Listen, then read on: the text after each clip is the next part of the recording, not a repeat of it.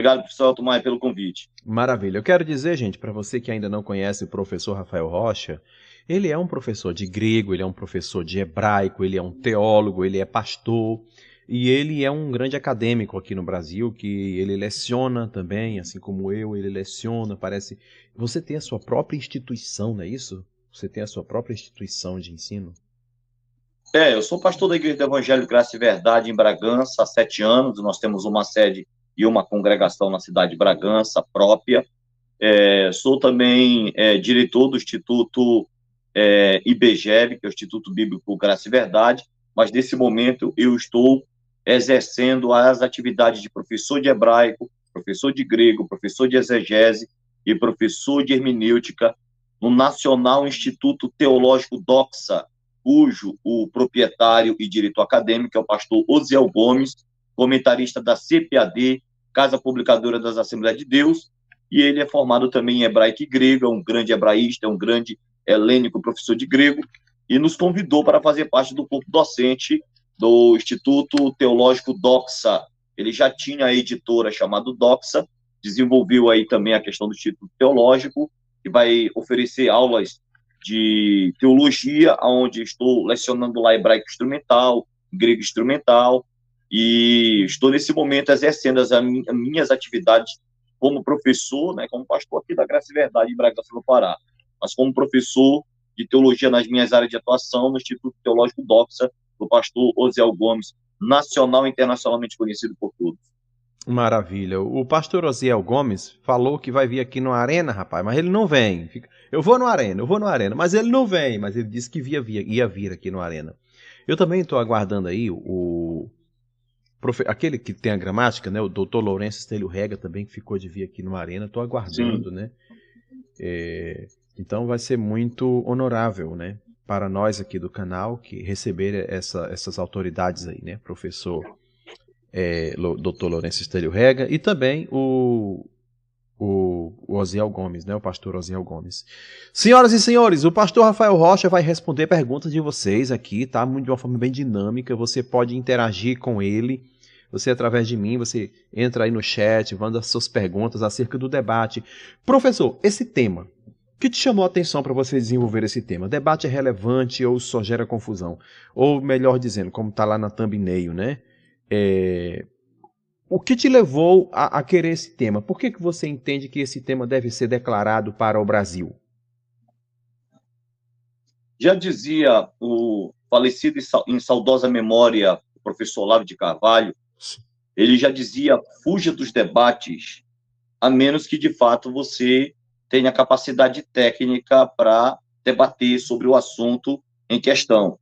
E ele disse que uma das habilidades também do debatedor é que, no mínimo, ele deve ter formação naquela área de debate, ele deve ter obras publicadas na área de debate, que é o que raramente tem se visto hoje entre os debatedores de plantão, que se comprometem em caminhar nesse campo minado de informações.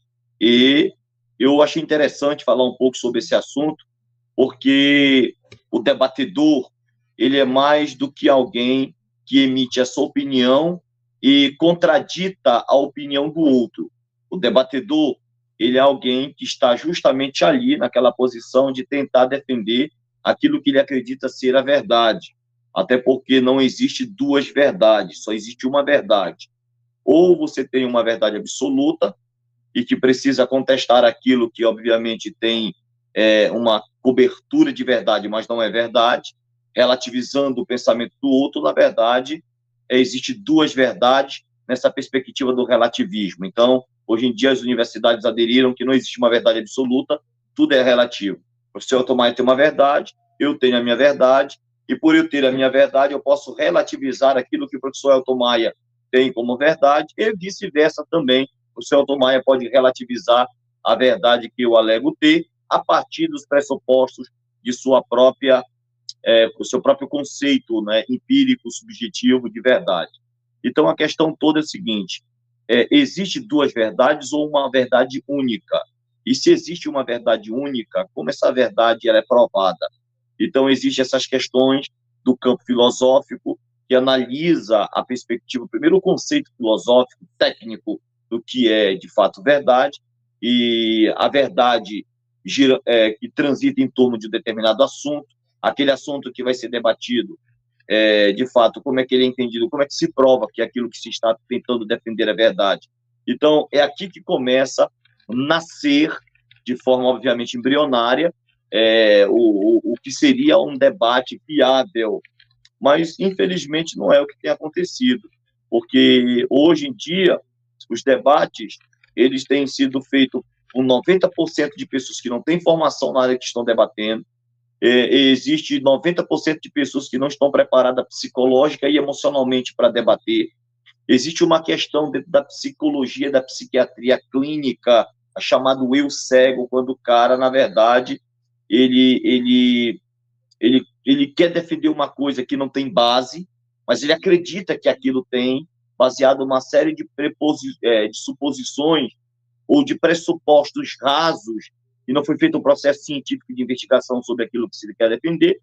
Então, fica aquela disputa de egos. Então, quando eu vejo a pessoa disputar aquela disputa de ego, não, eu sei mais, por exemplo, professor Elton, você que está aí é professor de grego, certo? Uhum. Eu também tenho lecionado grego. E aí a gente vai debater sobre alguma área do Novo Testamento, que é um campo de delimitação, onde vai envolver a língua grega. E aí o senhor tem uma capacidade de analisar um texto em discussão dentro de um nível de classificações morfológicas, campos semânticos, sintaxe, variantes textuais, uma série de fatores, o contexto cultural em que aquele texto foi produzido, para se fazer a exegese acerca do que o autor queria dizer para aqueles leitores originais. Então, o professor Elton faz uma bela e linda exposição sobre a forma com que ele investigou aquele texto. Aí chega o Rafael Rocha e diz que não. E o Elton fez tudo errado, é como se, de fato, eu não levasse em consideração o tempo de pesquisa, o tempo de leitura, o tempo de dedicação do outro, e porque existe um certo absolutismo pessoal, isso acontece muito em debate. Então, eu acho, professor Elton, que muitos que querem debater não estão aí. Vamos falar de debate agora. Por que eu vou falar desse debate? Porque esse debate eu assisti com o doutor em teologia, que estava durante uma semana aqui na minha casa, pregando na minha igreja, e ele já voltou para Belém do Pará, formou 70% dos pastores da Assembleia de Deus, hoje presidente de campo no estado do Pará, o doutor Nelito Ramos, e ele estava na minha casa e nós assistimos aí o debate do Fábio Sabino com Cogos, que era o debate, o Cogos católico, apostólico romano, e o Fábio Sabino, né, defendendo aquele pressuposto que ele alega ter, da exegese, da hermenêutica e tal. Beleza. E houve ali um confronto, na verdade, foi na linha do ad hominem, né? O Cogos se sentiu atacado pessoalmente, sua fé também. O Fábio Sabino alegou que não estava usando do ad hominem, estava usando argumentos exegéticos, hermenêuticos, mas a forma com que foi dito esse conhecimento exegético e hermenêutico foi uma forma agressiva, linguagem torpe, e aí o Cogos, aí acabou havendo um confronto, então o Cogos se retirou do debate e foi embora. Então ali, por que eu estou tocando um assunto sobre esse debate? Porque é o que está girando na internet, todo mundo está comentando aí no YouTube. Sim, muito boa observação. Aquele tipo de debate... Oi, você chegou a assistir, professor Elton? Eu cheguei a ver um pouco, não cheguei a assistir todo, mas esses cortes que as pessoas fazem mandaram para mim, e eu achei pesado ali a coisa entre os dois, né? Tanto entre o professor Fábio Sabino quanto o professor Cogos. Isso. Aquele debate ali é o tipo de debate para você, inscrito do canal Arena Apologética, que você não deve fazer aqui no Arena Apologética. Isso, exato. Não faça aquele tipo de debate aqui, que aquele debate não agrega conhecimento e valor para a vida de ninguém. É verdade. Aquele tipo de debate ali, se tratando das Escrituras, não glorifica a Deus. Aquele debate ali fica na questão do ceticismo, tentando desconstruir, na base do ad hominem, o conceito cristão teísta, né? O conceito cristão teísta. Então, o que é que a gente vê, professor El? A gente vê que existem alguns debates, que, se vocês perguntarem, inclusive eu gostaria que vocês comentassem sobre alguns debates que vocês possam ter visto no YouTube, e se eu tiver, de fato, acompanhado alguns debates, eu vou dizer, olha, esse debate aqui foi legal. analise esse debate, mantendo essa postura. Professor Rafael, você assistiu esse debate? Não, eu não assisti, né? Por exemplo, o professor Elton pode colocar aqui alguns debates que aconteciam na Arena Apologética e perguntar, professor Rafael, o que você achou desse debate? Foi legal? Pode ser copiado essa postura psicológica, emocional, cognitiva, porque também tem que ter a capacidade cognitiva do debate e tal. Então, quer dizer, aí, professor, vocês podem fazer a pergunta, pessoal, para acompanhar a live, e eu vou dar meu parecer sobre isso. Maravilha, beleza? Excelente. Muito bem, gente. Vocês viram aí o nosso querido professor, ele falando sobre verdades relativas, né? Eu quero pegar uma carona, mas antes, deixa eu falar aqui com a galera linda que está nos acompanhando, começando pela Neuza Castanha, começando pela Flávio Antônio Alves, começando pelo Elias Ramos, Aride Lima, Construção e Desafios Reais.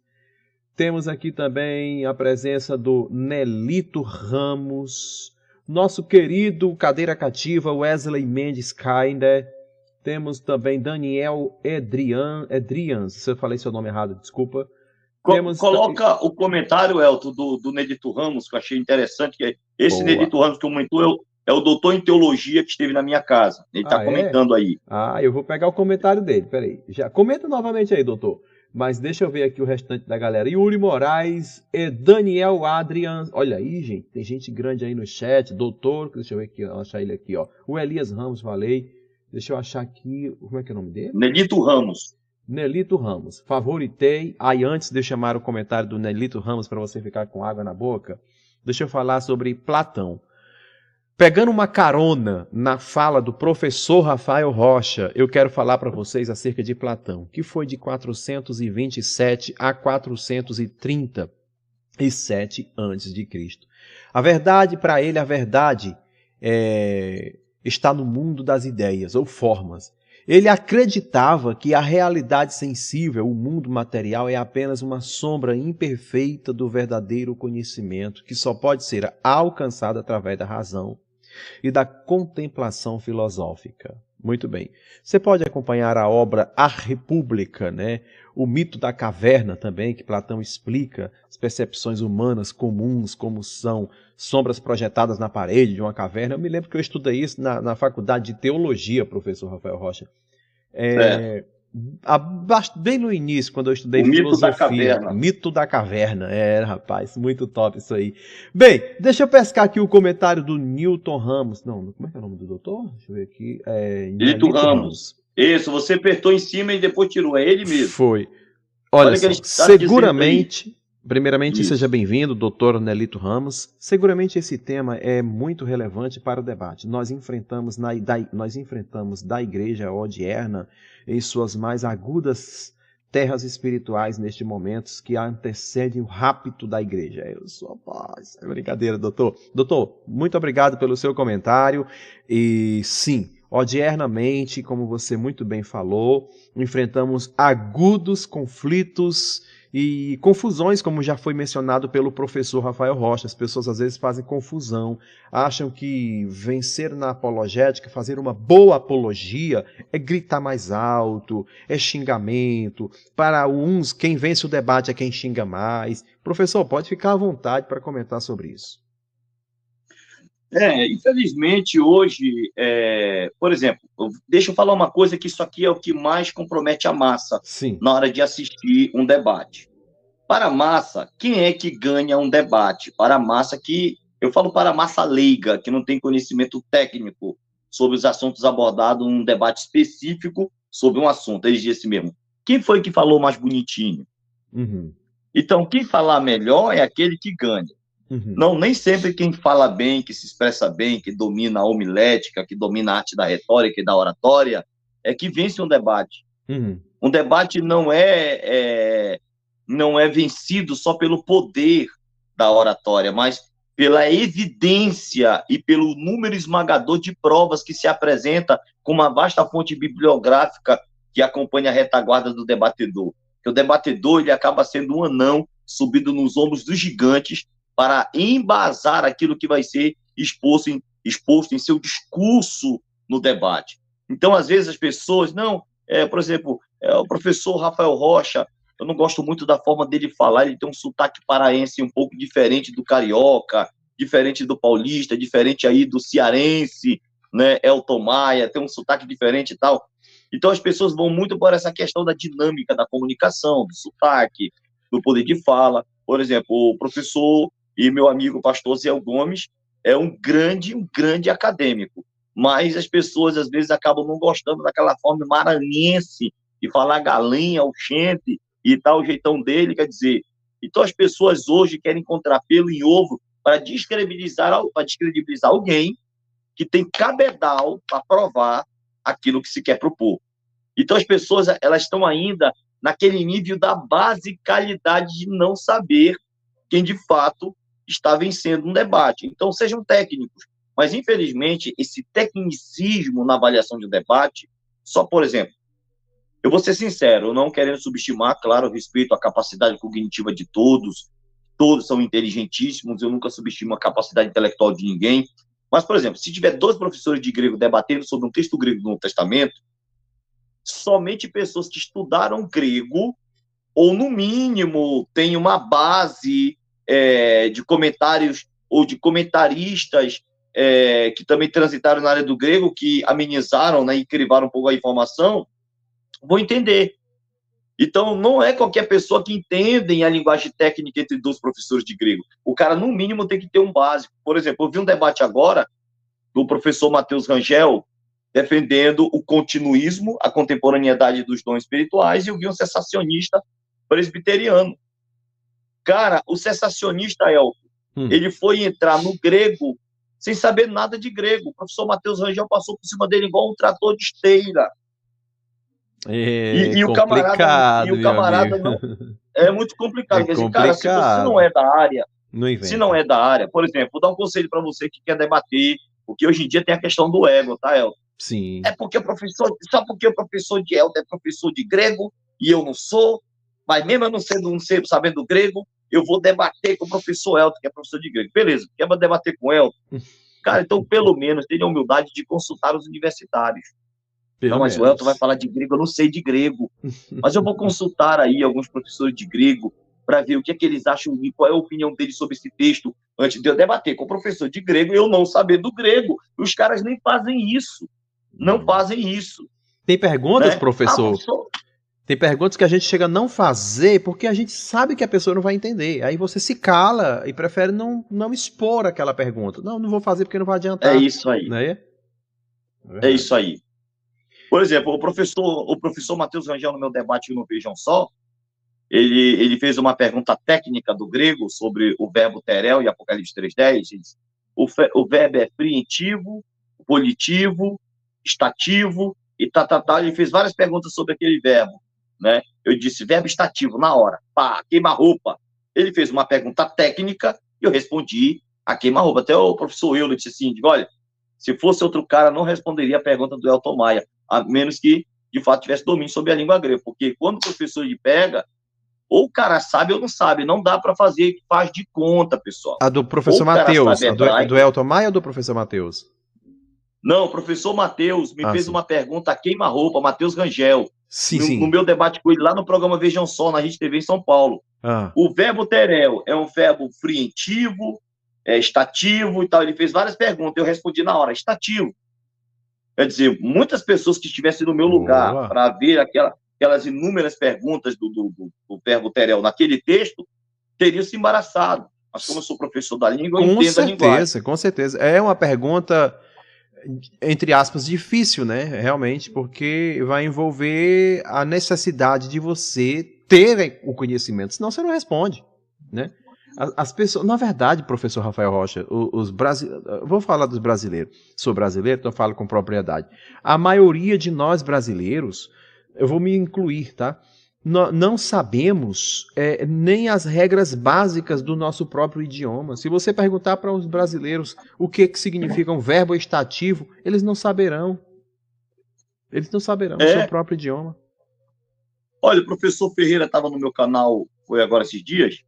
Ele mostrou que o verbo, ou que o pronome neutro, tinos, ou tinos, né, como muitos gostam de pronunciar, o pronome neutro, embora morfologicamente não se faça uma referência a ninguém específico, mas ele provou que na análise do discurso, o tinos ou tinós pode, de fato, fazer referência a alguém especificamente no discurso da narrativa. Então, quer dizer, o cara vem pegar o termo, o pronome neutro, né, ou, perdão, pronome indefinido, me corrigindo. Tinós é um pronome indefinido, tá? E aí, o que é que acontece? Ele provou que aquele pronome indefinido acaba fazendo uma referência direta a alguém. Então, isso é muito interessante.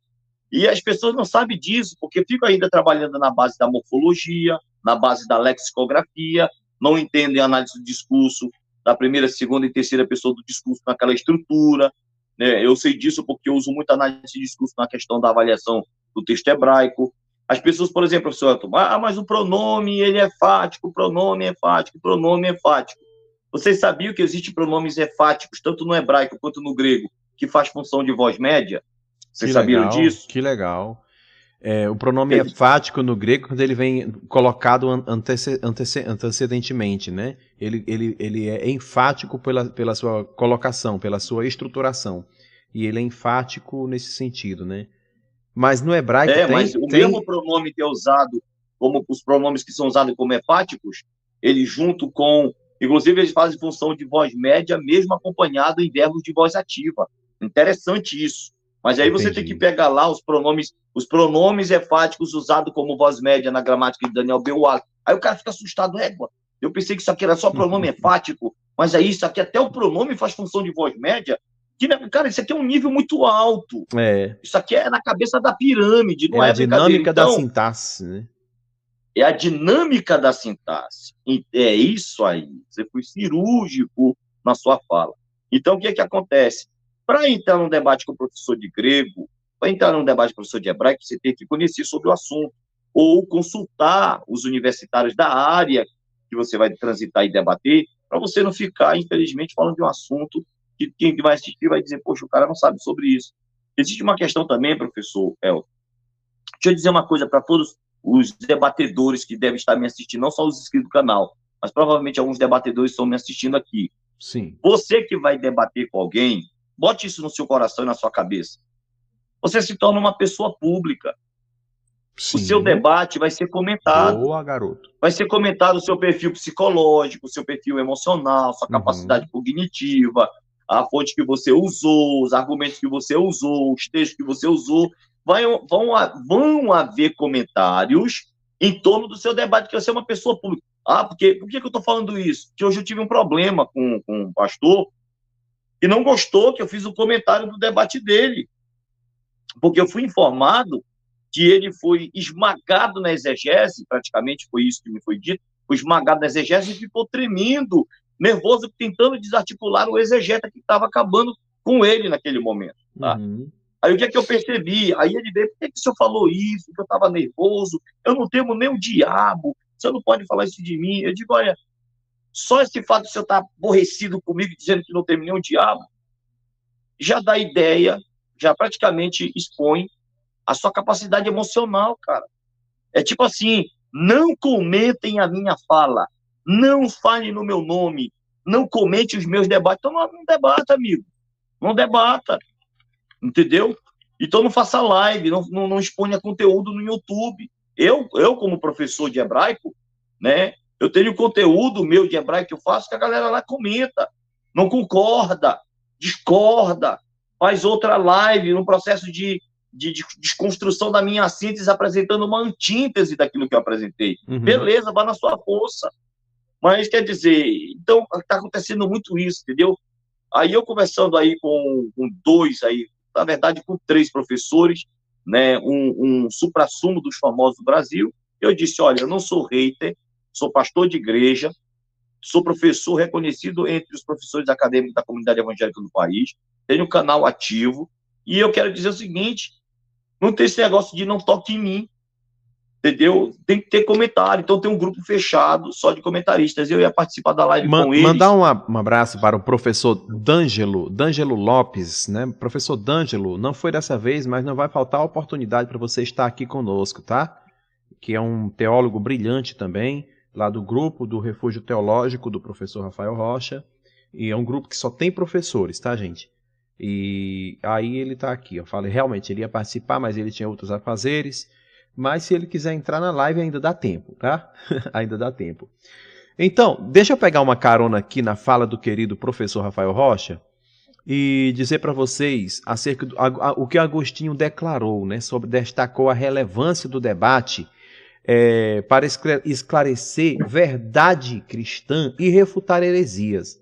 E em sua época ele participou de debates intensos contra os maniqueus, os donatistas e os pelagianistas, né, que eram os pelagianos, né, seguidores de Pelágio. Então, desde 354 já se compreendia a relevância do debate no seio cristão. Isso sem contar dos filósofos antes, né? Então o professor Rafael Rocha está aqui, gente, para responder perguntas acerca disso. Porque eu escuto o professor Rafael Rocha muitas pessoas falarem assim, debate não tem importância nenhuma, só gera confusão. Não, senhor. No escuto que o professor está falando aqui, depende da pessoa, né, professor? Não é isso que você está dizendo? Isso depende do ser humano. Um ser humano que canaliza tudo para o campo da hostilidade. Discorre aí. Olha, o debate significa a exposição de razões em defesa de uma posição ou contra um argumento, ordem e decisão. O debate também significa uma luta em defesa de uma causa, de uma contenda justa, de uma peleja honesta. Top! Então o debate é isso que significa. Agora, a questão toda é o seguinte, o problema nunca foi o debate, o problema sempre foi o fenômeno humano inserido nessa estrutura, né, de exercício intelectual chamado de debate. Porque o teólogo, ele não é um papagaio de pirata, ele é alguém que foi chamado a refletir, a chegar a novas conclusões, expor essas novas conclusões até então nunca vista e ouvida por ninguém. Alguém vai discordar porque o novo assusta, e alguém vai dizer, eu discordo e debato com você para refutar que esse conceito que você teologicamente elaborou não procede, é algo que de fato e tal, e aí você vai acabar provando para aquele que acha que você está querendo algo novo, que em teologia é muito complicado quando o cara acha que está querendo alguma coisa nova, onde pode haver que alguém já fez o esforço reflexivo, né, intelectual e teológico sobre um determinado tema e vai corroborar com o cara acerca daquilo. Então, as pessoas têm que estar preparadas para debater, mas com uma paz mental, psicológica, emocional, e eu não tenho visto isso. Eu tenho visto muita baixo nível de temperamento, de comportamento. Eu mesmo tenho visto você, professor Elton, aqui tentar apagar fogueira, né? Isso. Eu vou colocar no mudo, se você não se controlar, e tá, eu sou mais macho. Aqui é o seguinte, eu te venci porque eu sou mais macho. Eu te venci porque eu sei mais do que você. Cara, pelo amor de Deus, deixa, como diz o Provérbios, não seja os teus lábios que te louvam, seja que os outros te louvem, tá? Não adianta eu ficar dizendo, né, eu sou o melhor professor de hebraico do Brasil. Para que dizer isso? O que eu vou ganhar com isso? Eu sou o melhor professor de grego do Brasil. Aí eu fico reivindicando isso no YouTube, nos meus debates. Aí alguém me pergunta, professor Rafael, o senhor, então, se é o melhor, o senhor deve ter um número esmagador de alunos nos seus cursos. Aí eu chego e digo, amigo, eu não estou dando aula, eu estou sem aluno. Aí o cara olha assim, mas como é isso aí? Como é que é o melhor do planeta e a tua turma, para você exercer o seu ofício, tá miado? Não tem algum problema aí do melhor do mundo não ter aluno? Então, às vezes, o cara fica somente tentando reivindicar reconhecimento, ou, cara, eu tô velho para isso, não dá mais para mim, meu. Não dá mais, para debater, para ficar e tal, testemunha de Jeová, dizendo que professor de grego manipula o grego para defender a cristandade, porque eles que não sabem de grego é que sabem defender melhor, adventistas, católicos, até evangélicos da linha que se acha da ala ortodoxa, também fica nesses absolutismos de reivindicações pessoais. Eu acho que o nível do debate brasileiro está comprometido esses últimos dias, professor Elton. Acho que tinha tudo para aumentar o nível, e eu creio que a gente possa voltar, né? Ver professores debatendo. É muito bacana quando é debate entre professor e professor, vou lhe dar um conselho aqui, meu amigo velho, para você que é um cara que eu tenho uma estima muito grande, eu te considero um dos maiores, sem demagogia, um dos maiores professores de grego do país, você é um cara que eu tenho reconhecimento pela sua capacidade. Quando você for fazer um debate, nunca coloca assim um julgo desigual entre um professor de grego e o cara que não sabe nada de grego. Vai ficar penso o debate. Fica. E aí, como o cara não domina a área, ele vai acabar ofendendo o professor. É a mesma coisa se você botar um cara que não entende hebraico para debater com um cara que depende. Ou um cara que, por exemplo, você traz aqui um doutor em teologia, e aí o cara passou, o meu viu vai lá te dizer que o doutorado dele de língua hebraica e cultura judaica pela USP foi 5 anos de doutorado, fora as graduações, especializações, mestrado, só de doutorado foi 5 anos. Aí você coloca para debater com um cara desse, um cara que nunca fez um curso básico de teologia, lá na denominaçãozinha dele. Então, eu acho que mas o cara é autodidata. Beleza, mas para que ele seja um autodidata para vir a debater com professores acadêmicos, ele tem que ter o reconhecimento por parte dos professores acadêmicos. Por exemplo, o Olavo de Carvalho era um cara de autodidata na filosofia. Uhum. Mas todos os que, de fato, transitaram no campo filosófico respeitaram o Olavo de Carvalho, né? Então, por exemplo, eu vou dar um exemplo aqui no campo da música, né? Que tinha música, eu gosto de tocar violão, tocar música bacana, música bonita, eu também gosto. Por exemplo, tem um cara no Brasil que nunca fez conservatório, nunca leu tablatura, nunca leu partitura, nunca fez nada, nasceu na base do autodidatismo e hoje eu vejo vídeos, né? Elton, no YouTube, os americanos olhando ele tocar e ficando assim mesmo. Oh, o americano, sabe quem é o violonista? O Yamandu Costa. Yamandu brasileiro. Costa, que top, rapaz. Yamandu Costa. Sim, conheço. Toca muito e é autodidata. Autodidata. Sim. E os músicos de conservatório americano olhando para o autodidata brasileiro com a boca aberta. Então, deixa que a galera reconheça, pessoal. Deixa que a galera reconheça. O interessante isso aí. No meu curso de grego, professor Rafael Rocha, não sou eu que digo, o meu curso é um dos melhores cursos do Brasil, que é muito bom a sua fala, uma fala que enriquece muito, que nos leva muito a refletir em detrimento da humildade. E, por exemplo, eu tenho alunos, né? Eu tenho alunos de diferentes níveis, eu tenho alunos do nível inicial, tenho alunos intermediários e tenho alunos que eu considero avançado pelo que eles fazem. Alunos que consultam manuscritos, alunos que fazem análise morfológica e sintática, alunos que entendem de morfologia, eu tenho alunos que entendem de sintaxe, então por que não dizer que esses caras são tops? São. E eles amam a minha aula. Você precisa você ter ideia, tem alunos meus que já estão certificados e eles continuam estudando comigo, porque eles entendem a relevância disso, professor. E eles mesmos dizem, excelente. Professor Rafael Rocha teve alunos meus que passou em prova de concurso, porque começou a estudar grego comigo e se aprimorou em português, passou a dominar o português e passou em concurso. Eles mesmos falam isso, tem alunos meus assim. Acho que já vi até aqui no Arena. Professor, para a gente não perder o fio da meada, eu quero te apresentar aqui um trechinho, não muito. Lembrando que eu não estou fazendo isso aqui, gente, para denegrir nada e nem ninguém, tá? Porque eu não conheço o Cogos, eu conheço o professor Fábio Sabino, tenho o professor Fábio Sabino como meu amigo, eu não estou aqui para ficar nem do lado de um e nem do outro. Estou apenas usando o conteúdo para o professor Rafael Rocha, que está abordando esse tema, poder dialogar em cima, tá? Mas que fique bem claro isso. Vamos pegar aqui desse ponto, para o professor analisar.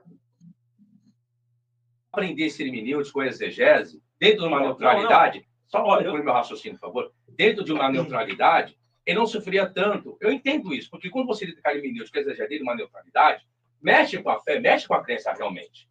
Porque quando você pega a lógica do texto, a questão contextual, você enxerga vários parâmetros que a fé e a crença, às vezes, não permitem. Eu entendo isso, a reação do Paulo. Fábio, é o seguinte, ó. A gente não, eu e o Wagner, a gente não tem conhecimento de que vocês têm para entrar nesse tema. Mas, assim, vamos... Não, vou lhe fazer uma pergunta, Wagner. Wagner, você tem você é noivo. Você, preste atenção, você é noivo, ok? Você é noivo. A sua noiva apareceu grávida e só que o filho não é seu. Você é considerado o quê no sentido popular? Tchau, então é isso que eu estou dizendo. É o que está aqui na Bíblia, é isso que eu estou dizendo. Porque agora é simples. Uma coisa simples, só isso. Alguém pode me seguir um pouquinho mais de água? Rogério, eu sou fã do seu trabalho, do seu podcast, estou à disposição de vocês, tá? Wagner também. Vamos. E é isso. E esse carregador aqui é do meu amigo Jorge. Vou dar uma pausinha aí de 5 minutos e a gente já volta. Vamos pegar uma água aqui, só um minuto. Obrigado. Pois bem. Eu não consegui colocar... Essa parte eu assisti, foi quando o professor Fábio Sabino disse que o Espírito Santo havia corneado José. Na verdade, o José foi traído por Maria com o Espírito Santo. Então, ele blasfemou, ele atribuiu ao Espírito uma transgressão cometida por homens. Ele blasfemou contra o Espírito, atribuindo ao Espírito uma violação, porque adultério na Bíblia, ela é pecado, é passível de morte no Antigo Testamento, porque naquele momento de José e Maria, a graça ainda não havia sido estabelecida, ainda estava no período ainda da aplicação da lei, tanto é que José tentou deixá-la secretamente, não querendo difamá-la para que ela fosse morta por apedrejamento e tal. Então, o que é que acontece?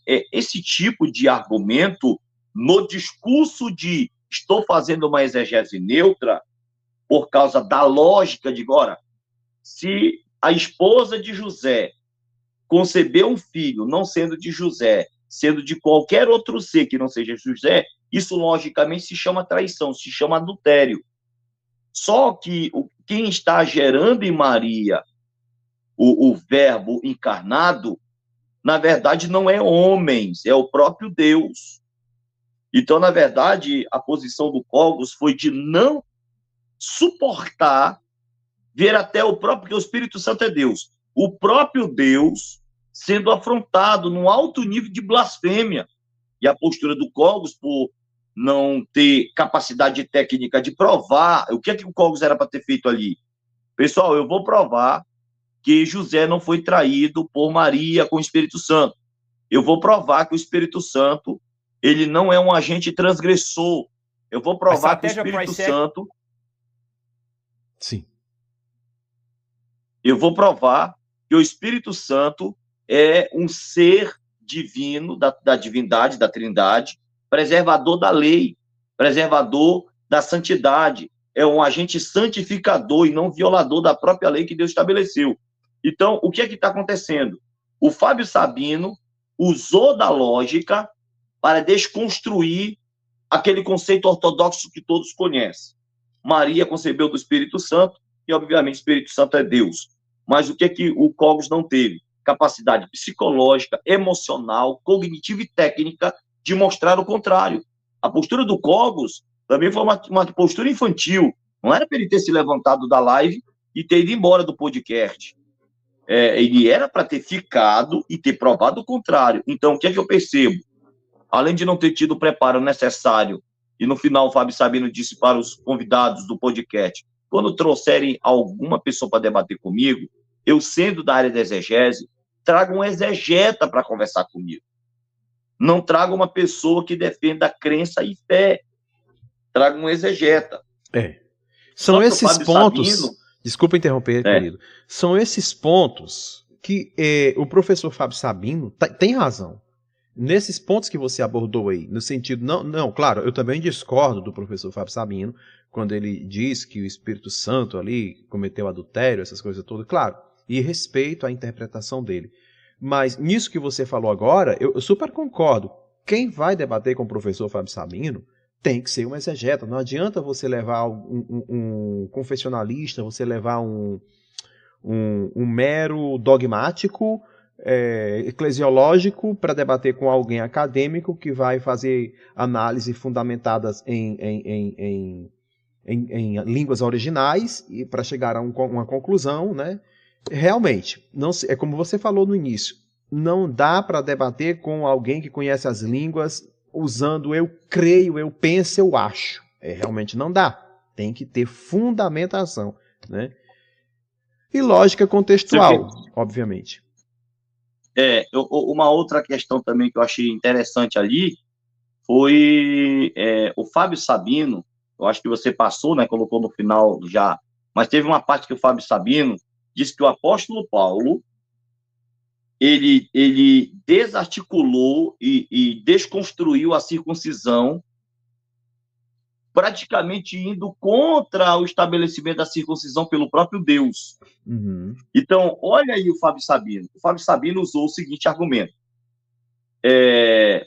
O apóstolo Paulo, ele disse que nem a circuncisão tem valor nenhum. Aí ele disse, não estaria Paulo contra o próprio Deus, que em Abraão, naquele pacto da promessa, na aliança da promessa, estabeleceu a circuncisão como algo da promessa?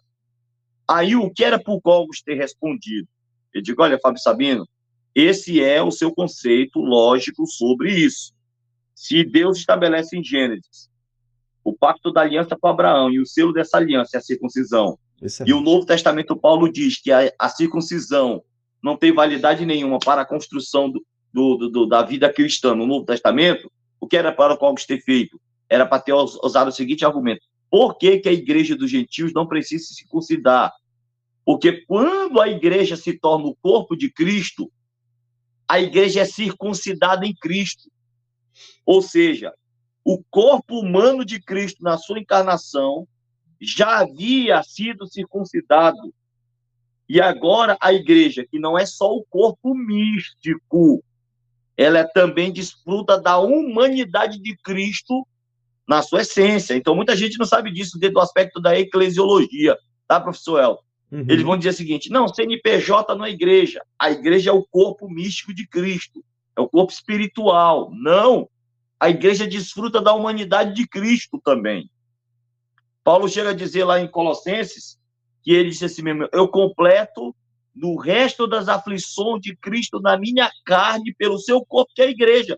É como se Paulo dissesse que aquilo que Cristo sofreu para cumprir um propósito.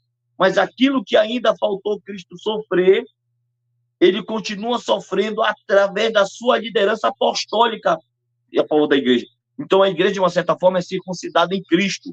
Por isso que a igreja não precisa se circuncidar na carne. Por quê? Porque a circuncisão agora se tornou a circuncisão no coração. Isso. A circuncisão que Cristo realizou na carne, a igreja aderiu a essa circuncisão no coração. Então, esses argumentos que eu acho interessante que era por Cogos ter usado, ele não usou, entendeu? Para desarticular o Fábio Sabino, que eu não tinha preparo para isso. Excelente. Deixa eu colocar mais um trechinho aqui, gente, para o professor Rafael pegar a inspiração e comentar. Vamos aqui, direto no vídeo.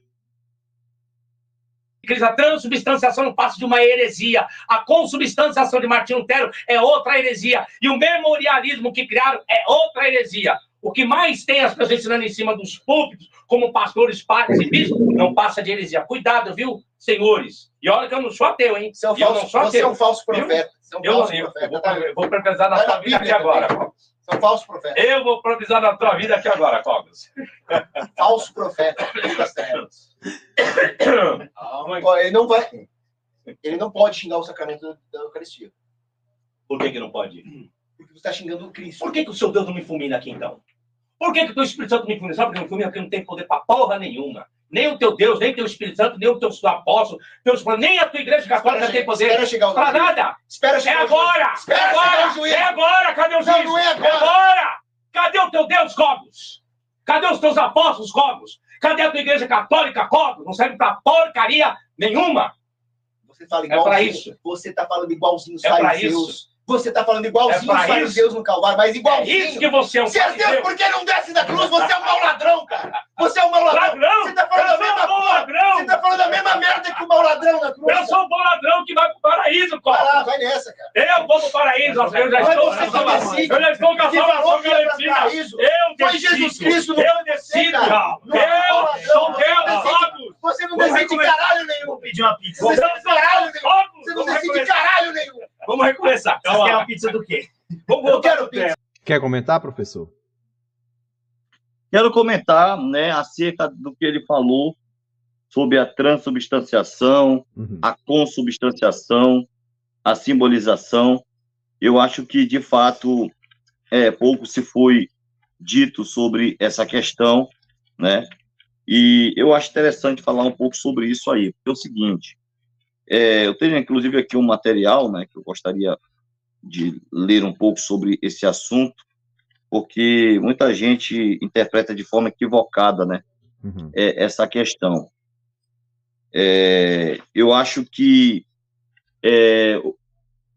o Cogos era para ter defendido se tivesse domínio sobre a questão eucarística.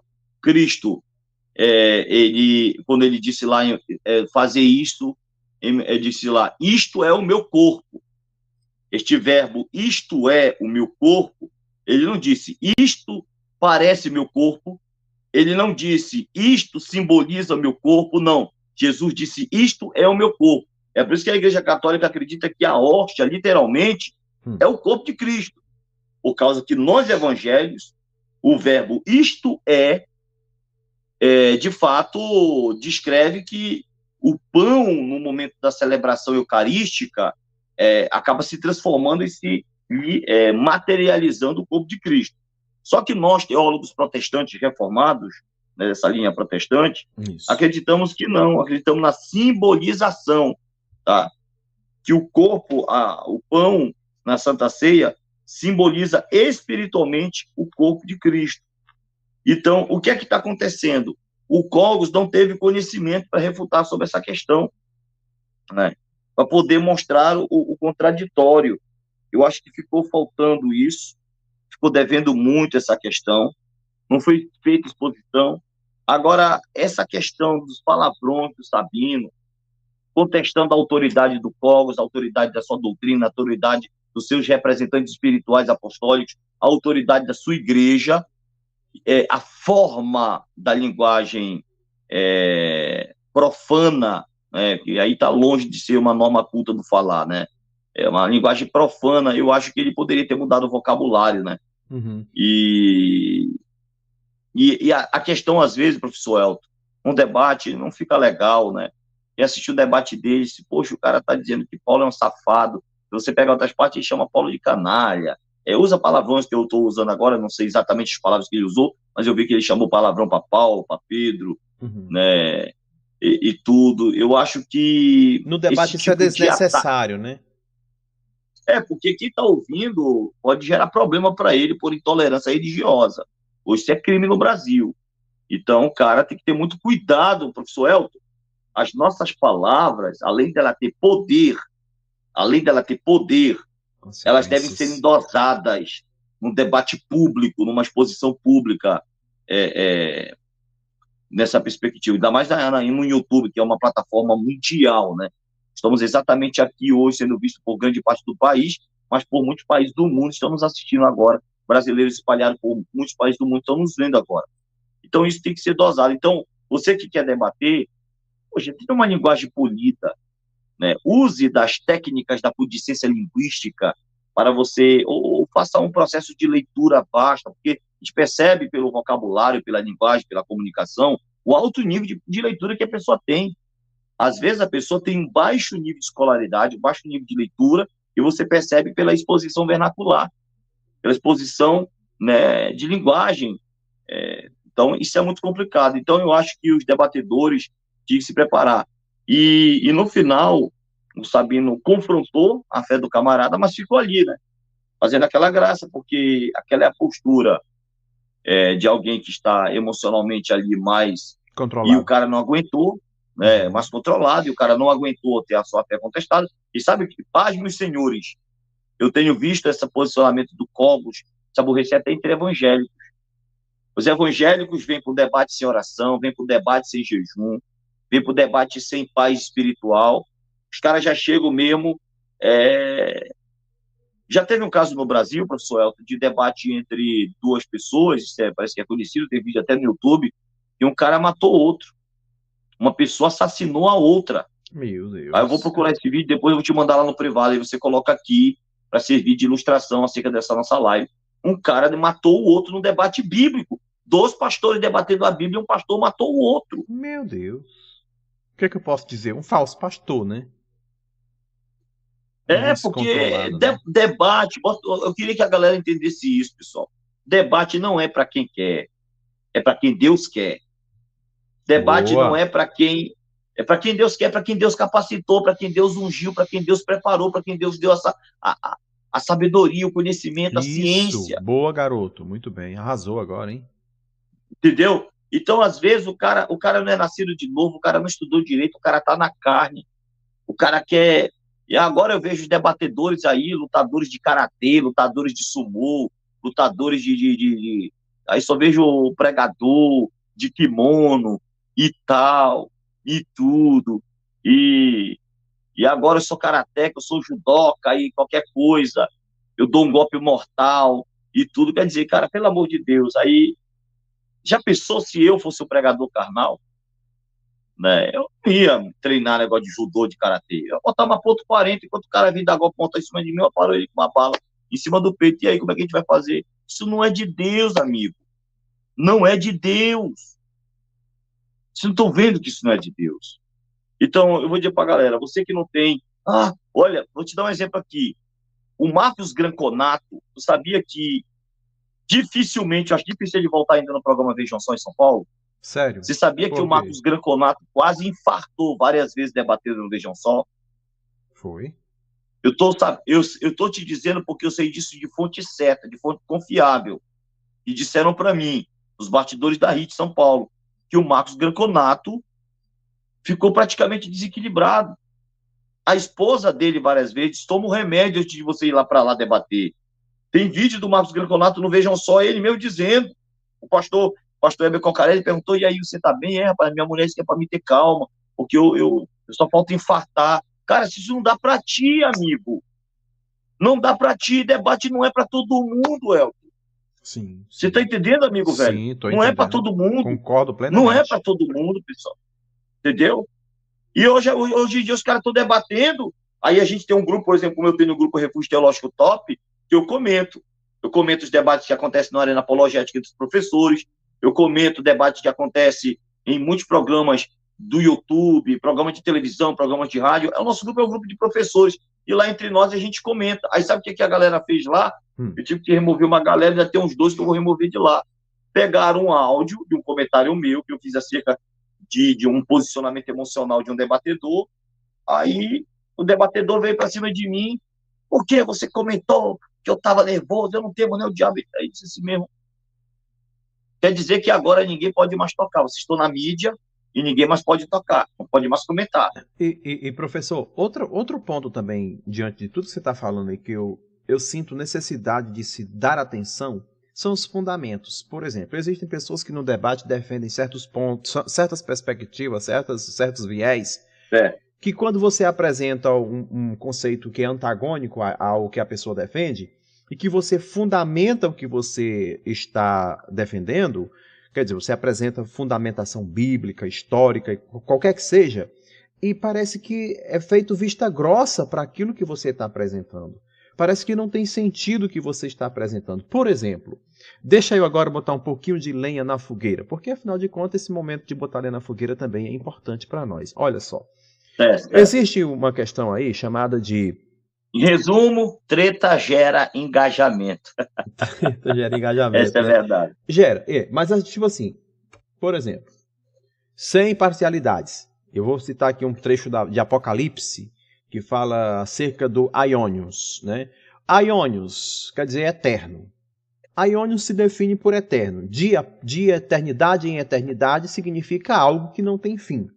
Se algo é lançado dentro de um determinado ponto, dentro de um determinado poço Limne Pires, né?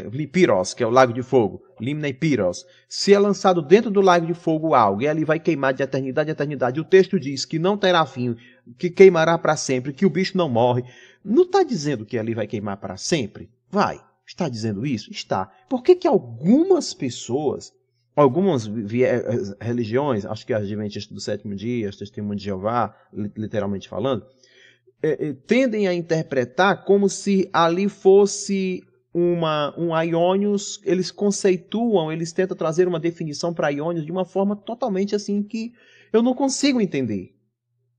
Isso em detrimento de uma doutrina, em detrimento, não estou falando mal das Testemunhas de Jeová, longe de mim isso, estou falando da realidade que acontece aí. Não se pode fazer vistas grossas para as palavras, não se pode fazer vistas grossas para o fundamento. Se eu vou debater com o professor Rafael Rocha, Eu vou debater numa área que eu domino, no Novo Testamento. Então, se ele me apresenta um fundamento, eu não tenho que competir, não estou aqui por opinião, por orgulho, vou dizer, o professor vai falar, está errado, eu estou certo e eu também errado. Não, deixa eu ouvir o que você apresentou. Olha, o que você apresentou tem um peso, mas o que eu tenho para apresentar também é isso. Vamos equiparar, vamos levar para o campo da equivalência, vamos analisar nós dois. Eu penso que esse seria o debate poderoso.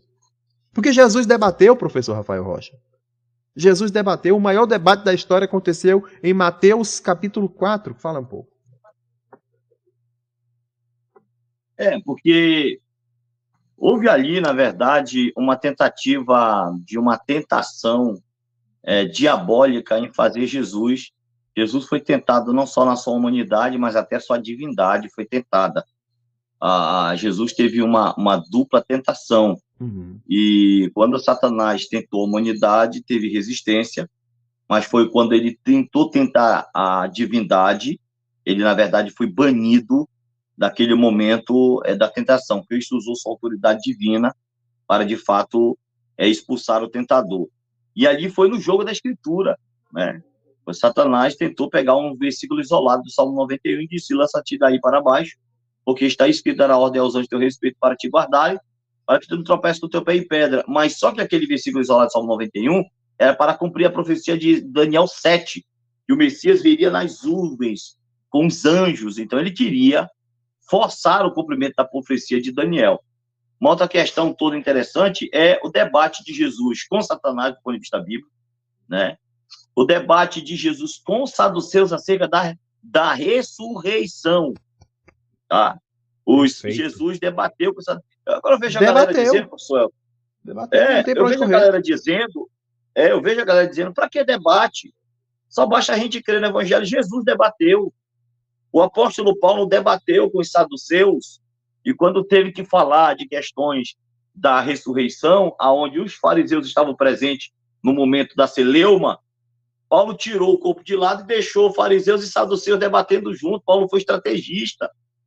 Paulo, quando estava no Areópago, ele começou a debater e começou, de fato, a discorrer o que ele entendia de uma percepção teológica filosófica quanto às duas linhas de pensamento filosófico daquele dia, que era dos estoicos e epicureus, no Areópago. Inclusive, ele citou o filósofo Zenão.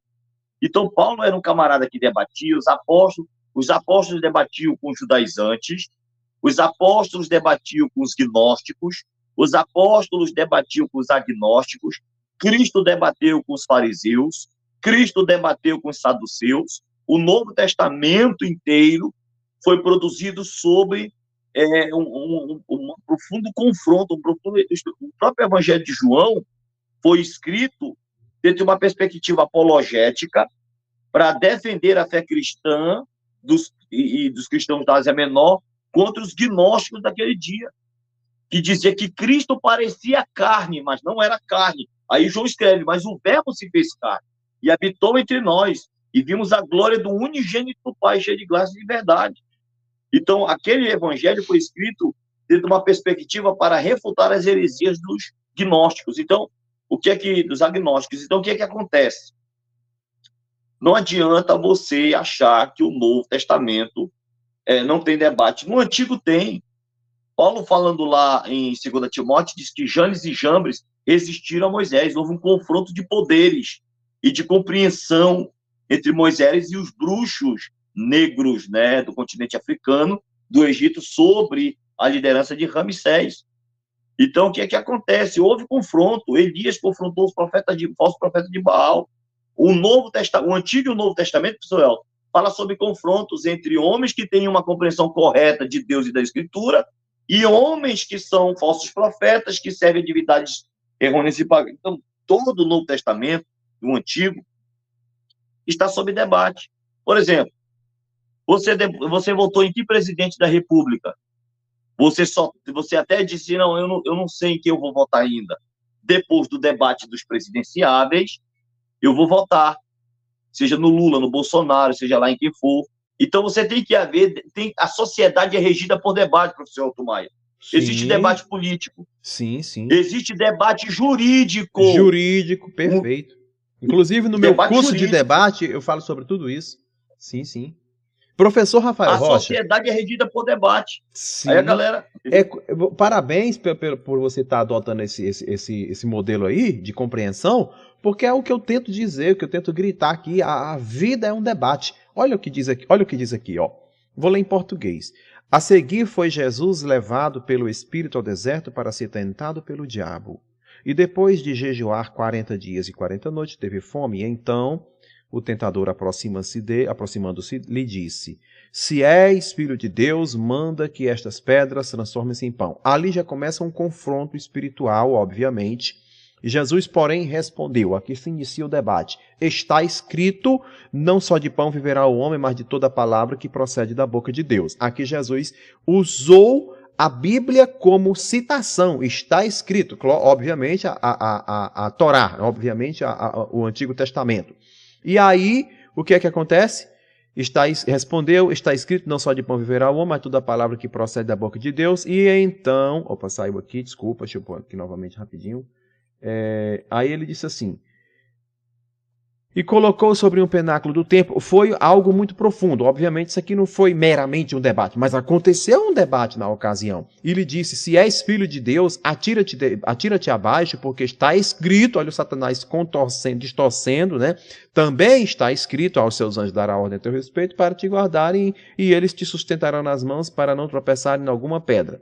Respondeu Jesus: também está escrito: não tentarás o Senhor teu Deus. Ou seja, eles estão fazendo aqui o Satanás está tentando confundir, obviamente, no processo da tentação, a mente de Jesus, a compreensão de Jesus, mas Jesus muito bem embasado, bem fundamentado, disse: não, Satanás, também está escrito. Não, Satanás, está escrito, mas não se compreende assim. Então, o que é que nós percebemos ali? Um debate, e debate com citações, tanto de um lado quanto do outro. Obviamente, como já disse o professor Rafael Rocha no início da live, não existe duas verdades. Apenas o Cristo estava com a verdade correta e o Satanás estava distorcendo a verdade em detrimento das suas desejos peculiares. Quer dizer, ele tinha intenções malignas, ele tinha um projeto maligno e em prol disso ele investiu para tentar tirar desestruturar Jesus e fazer com que Jesus caísse em contradição e viesse realizar aquilo que ele tanto queria, que era se prostrar e adorar. Enfim, aqui houve um debate.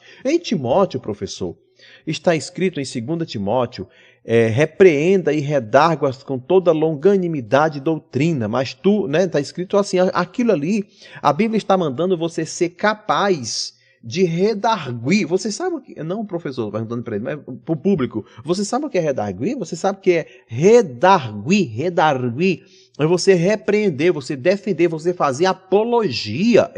Meu amigo, pesquisa aí. Redarguir significa fazer apologia, você usar a palavra ponderada, uma palavra correta para a defesa da sua fé.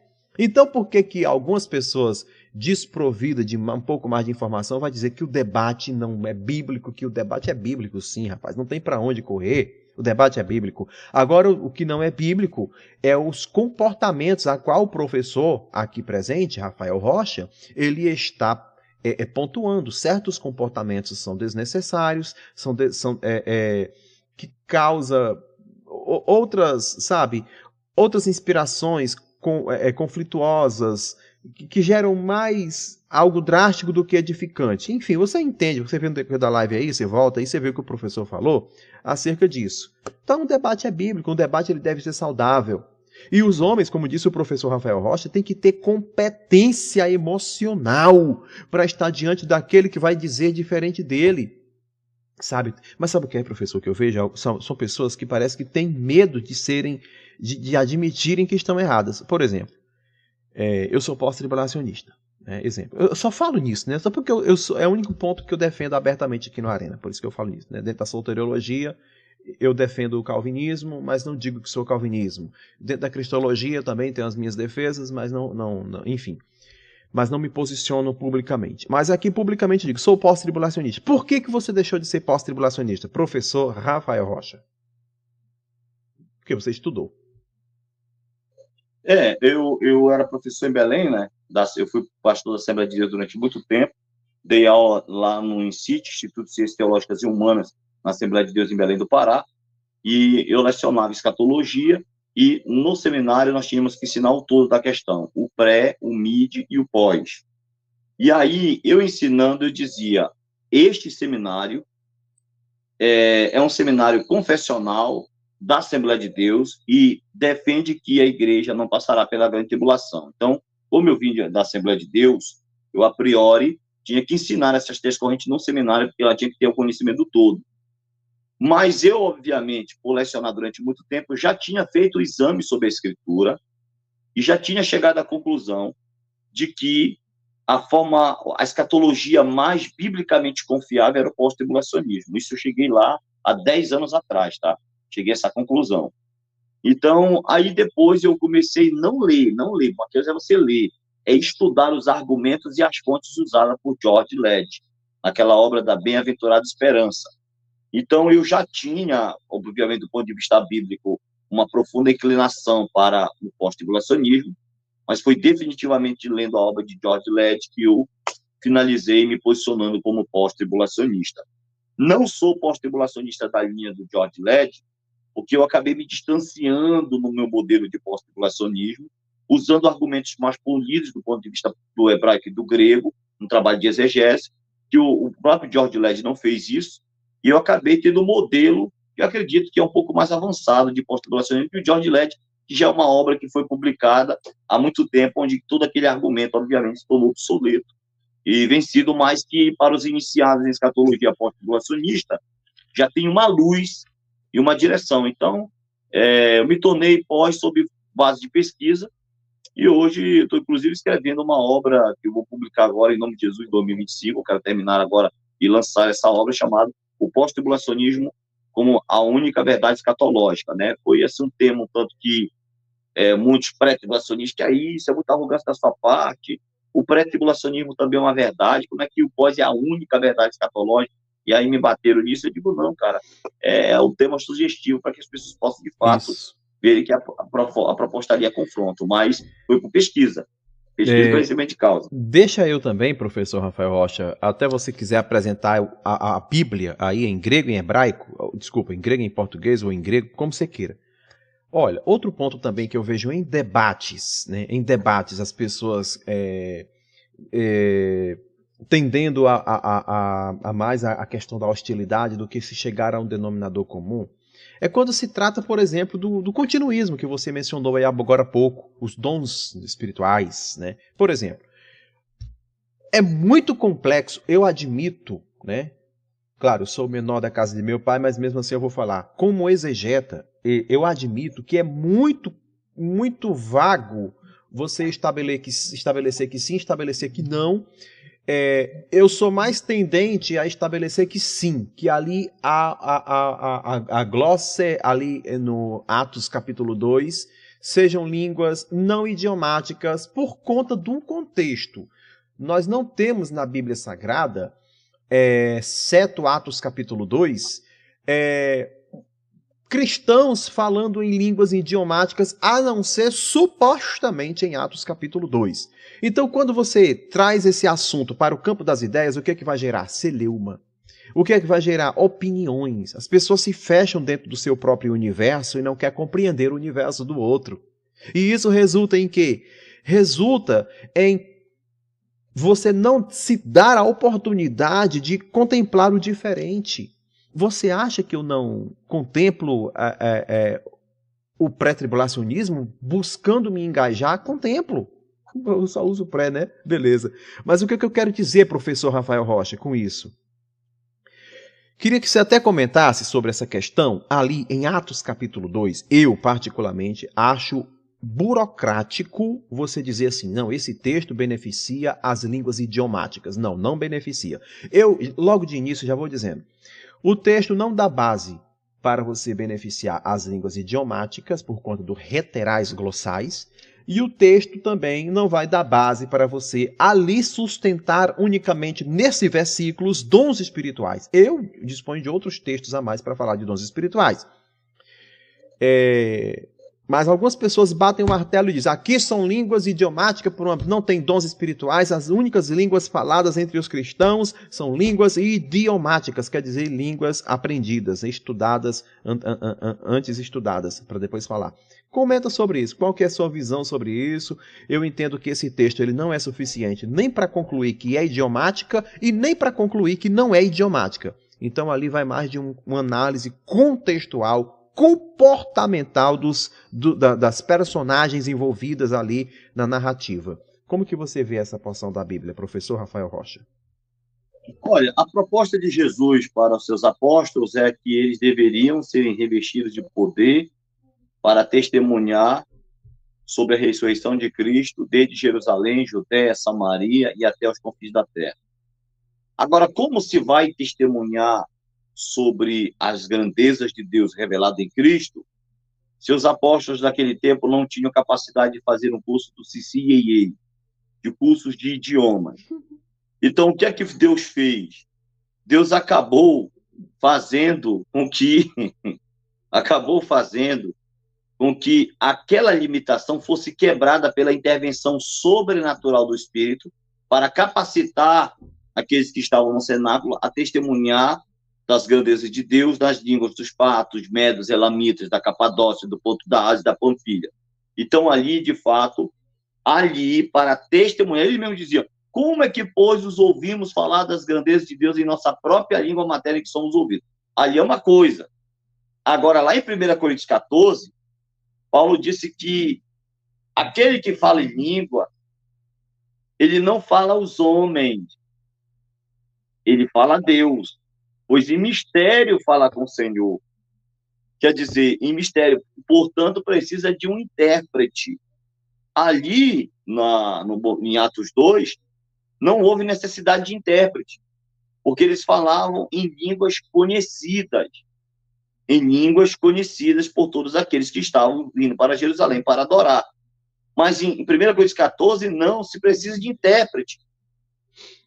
Quer dizer, não é tradutor, né? Precisa. Então, Paulo disse que língua estranha interpretada vira profecia, porque é uma mensagem espiritual que precisa ser interpretada para que atinja o objetivo que é a edificação do corpo da igreja, do corpo de Cristo.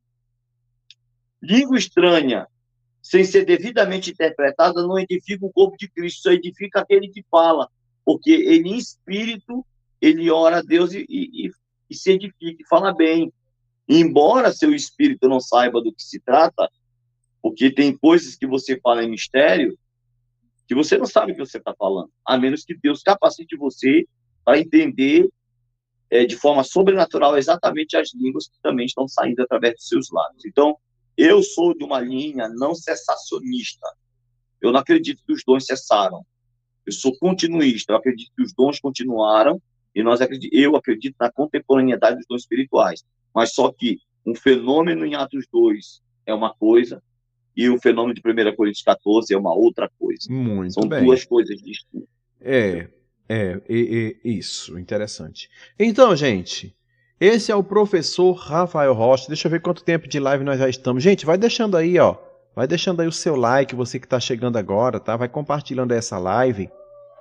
Hoje nós estamos falando sobre a importância do debate, né? A importância do debate para a igreja brasileira, para a igreja, enfim, independente de ser brasileira.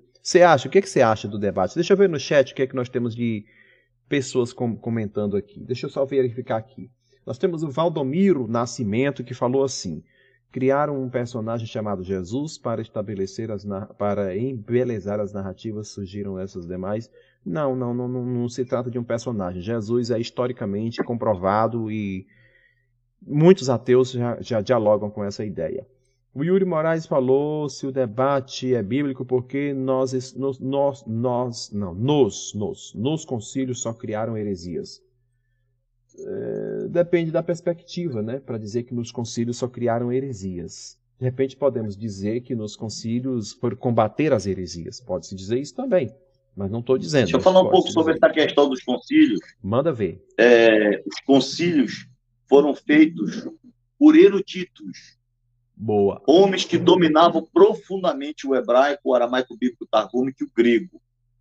A discussão toda que transitou em torno da figura de Cristo, por exemplo, o Homousios, ou a questão da hipóstasis de Cristo, foi discutida por professores de grego, professores que entendiam o que, de fato, o Novo Testamento grego queria apresentar sobre a figura de Cristo. Então, na cabeça de muita gente, os concílios foram feitos por homens analfabetos e fanáticos religiosos, completamente ignorantes, intoxicados de si mesmo e de sua religião apóstata. Não, isso não é verdade, cara. Os concílios, eles foram feitos exatamente, eu tenho uma obra aqui, a história dos concílios ecumênicos, que vai desde o concílio de Éfeso em 325 até o concílio do Vaticano II em 1962. Eu tenho um registro completo disso, e foram grandes eruditos do mundo cristão, que, de fato, só para você ter uma ideia, no concílio do Vaticano II, teólogos protestantes foram convidados para fazer parte do concílio do Vaticano II na Igreja Católica. Karl Barth, que é considerado o São Tomás de Aquino protestante, a maior autoridade da teologia alemã, ele não participou do concílio do Vaticano II porque ele adoeceu. Então, o concílio do Vaticano II foi um concílio mais ecumênico e que foi, de fato, se abriu para entender a teologia da comunidade protestante. Então, isso é muito interessante. Então, os eruditos do mundo cristão, de católicos, ortodoxos gregos e protestantes, foram convidados para participar desse concílio ecumênico. Então, infelizmente, quem fala da história dos concílios não entende isso. O conselho que eu dou, leia a história do desenvolvimento da doutrina desde o primeiro século até o ano 1700, produzido pelo teólogo americano Jaroslav Pelikan, que fala sobre a história do desenvolvimento da doutrina. Porque muitas pessoas falam da doutrina, mas não falam quando e como essas doutrinas se originaram, ou quando elas começaram a se desenvolver a partir do seu desdobramento histórico. Então, muitas pessoas falam de doutrina, mas não sabem das origens. Maravilha. Entendeu? Então, o conceito que eu dou aí para a galera. Maravilha. Professor, temos um espectador que está nos assistindo do Rio Verde, Mato Grosso. MT é o quê? MT? Mato Grosso não é, né? MT é o quê? O que é MT, gente? Eu tô perdido. O que é MT? Digita aí, rapaz, o que é MT? Eu tô assistindo aqui, estão mandando fotos para mim, dizendo que tá assistindo a gente aqui do MT, mas eu não sei, eu não tô sabendo o que é MT. Coloca a foto dele aí, tu compartilha aí a foto dele. Lucas bacana, do Rio Verde, Mato Grosso, é isso mesmo. Deixa eu colocar a foto dele aqui para o professor Rafael ver. Acho que eu posso colocar a foto, né? Acho que não tem problema não, né? Deixa eu colocar aqui a foto de um casal aí, ó, um casal bonito, né? Esse é o Lucas do MT, que está nos assistindo lá do Mato Grosso, Rio Verde. Aí, parabéns. Rapaz, parabéns aí. Escolheu a estação certa. Deixa eu ver mais aqui, gente. O que é que nós temos mais aqui? Valeu. Estou assistindo Lucas do Rio Verde, Mato Grosso, Leonardo Silva. Um abraço, Leonardo Silva, para você, tá? Deixa eu ver aqui quem mais. Aqui, ó. Flávio Antônio Alves. Oxe, cadê o Gaião? Não sei o que é Gaião. Não sei quem é Gaião. E aqui nós temos Rafael Graca. Talmud diz que quando há dois judeus conversando, há três respostas. Isso é debate, Elton. E ainda diz, mas tudo que é dito na conversa, tudo é Deus. W vem de Deus. Não entendi o que você falou. Verdade da Bíblia liberta. Deixa eu ver o que é que tem mais aqui. DS Anime presente. O Cogos é doido mesmo, ele falou. E aqui nós temos, deixa eu ver aqui quem mais. O Peregrino, debates só geram confusões. Não, Peregrino, não. Os debates não só geram confusões, de acordo com a proposição do professor. Não, eu vou comentar. Os debates não geram confusões. São pessoas confusas que tentam querer entrar no mundo dos debates. Top, que fala top. Olha aí, curto e grosso, como diz no Nordeste. Disse tudo. Deixa eu ver aqui quem mais aqui está aqui conosco, gente. Eita, Brasil. Deixa eu ver quem que está aqui conosco. Que mais, coloca o comentário do meu auxiliar da Graça e Verdade, que está aí, o obreiro Elcio Soeiro, que é o diácono da minha igreja. Top. Colocou Elcio Soeiro, ele está dizendo aí, ó, comentou, é o último comentário dos últimos aí que ele colocou, né, Elcio Soeiro, família de Bragança, Pará. Deixa eu achar ele aqui, Elcio Soeiro. Muitos comentários, rapaz. Elias Ramos, Peregrino já falei, Valdomiro já falei. Elson Soeiros, manda teu comentário novamente para atualizar aqui para mim, que são muitos que ficam aí, eu não consigo encontrar. Pode ser que eu encontre, mas pode ser que não. Então é isso aí, gente. O debate é algo saudável. Eu sou super de acordo com a proposta aqui do professor. Completamente, tá, gente? Concordo mesmo. O debate é algo muito relevante. Quando você está em casa, você debate com sua mãe, você debate com seu filho, você debate com sua esposa. Não tem para onde correr. O debate é algo saudável. Agora, o que acontece? As pessoas levam tudo para o campo da competição, como disse o pastor aqui, para o campo do ego. Egoísmo, né? Ego. Por campo do a prevalência do eu. E isso gera muitos problemas, né, gente? Porque a pessoa tenta se colocar como proeminência no debate, quando os argumentos deveriam ser colocados como proeminência. Quando a galera entra nessa direção, o debate perdeu sentido. Perdeu sentido. O Fábio Silva, Jesus no deserto estava lutando com o seu próprio corpo, ou seja, seu diabo, eu não entendi nada do que esse cara falou, meu irmão. O que é isso? Foi que você comeu, meu amigo? Nosso Soeiro mandou mais uma vez aí, Elton, lá no finalzinho. Achei. Depois do... Elson Soeiro e família do Bragança, Pará. Palmas para você, Elson Soeiros de Bragança, assistindo a Arena Apologética com a família. Seja bem-vindo aqui à casa. Elias Ramos, manda sua pergunta, querido. Fala aí, você pode mandar um oi aí pro obreiro, né? Seu obreiro. Dos concílios saiu a mãe, as filhas. Não. Não sei se o professor vai concordar com isso. Isso aí, acho que isso não tem nada a ver, não. Deixa eu ver aqui. Alguma pessoa falou, Elton, pega meu comentário. Manda novamente, você que pediu. Opa, Gilmar Araújo. Elton, boa noite a todos, Elton. No seu conceito, qual as provas de que Jesus é histórico? Olha, tem um aluno meu, que é o Brasil Preterista, tá? Ele é preterista, meu aluno, inteligentíssimo, um grande historiador, pode ter certeza disso. E ele vai estar aqui na Arena Apologética, porque essa área de história não é minha área. Eu sou muito raso na área da história. Mas que sim, Jesus é historicamente comprovada a sua existência e existe sim fundamentos arqueológicos. O meu aluno vai vir aqui na Arena apresentar isso. O Cláudio Emil, Brasil Preterista. Fica no aguardo, tá? Nesse dia, Gilmar Araújo, eu quero ver você no chat, tá? Quero ver você participando aí conosco. Pede para o Rafael Rocha comentar sobre o arrebatamento de Israel. Parece que ele acredita nisso. Não sei se ele vai querer falar sobre isso, porque o tema é falar sobre debate é relevante ou gera confusão, né? Não sei se ele vai querer focar nesse outro assunto. Deixa eu ver aqui quem mais aqui que falou aqui conosco. Não, é basicamente isso, gente. Aqui o Verdade falou assim, Verdade da Bíblia. Não tem não tem o quê? Não tem para onde correr. Não tem para onde correr, acho que é isso.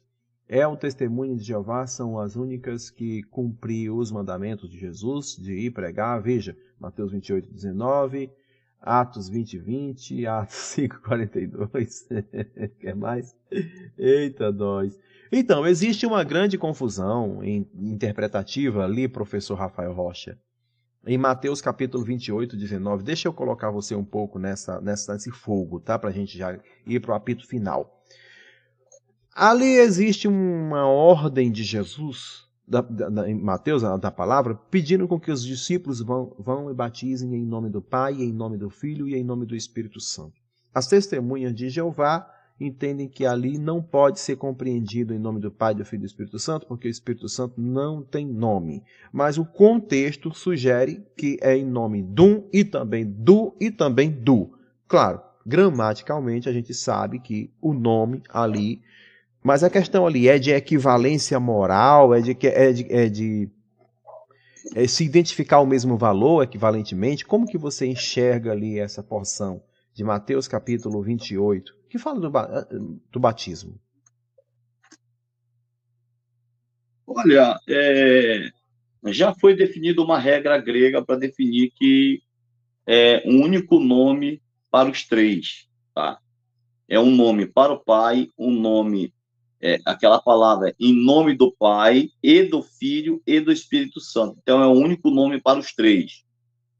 Então, ali, Mateus 28, 29, diz que, de fato, apresenta a doutrina da Trindade. Eu gostaria de falar um pouco aí sobre o que foi dito sobre o arrebatamento de Israel. Pode falar. Comentando um pouco aqui.